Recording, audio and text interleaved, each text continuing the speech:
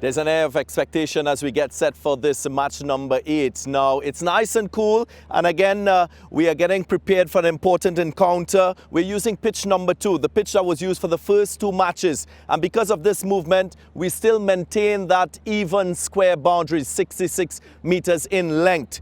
If we look at this surface, it's very similar to what we saw in those first 2 matches. It's very hard, it's got a little bit of grass, and it looks quite good for batting. Again, in those 2 matches, we saw the average first inning score be 122. Quite low, but I'll put that down to nerves and the newness of players playing in an inaugural tournament.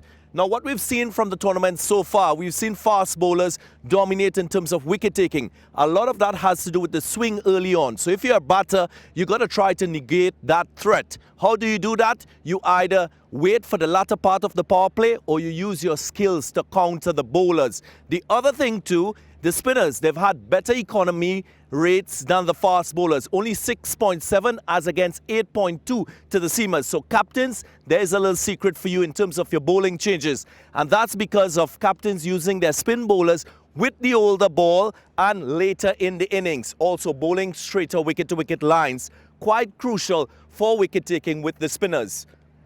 These 2 teams, they've relied a lot on spin to get wickets. So today will be crucial. Bat against ball, bat may slightly dominate, not much of a due factor, but these are 2 teams that are combative and we expect royal entertainment.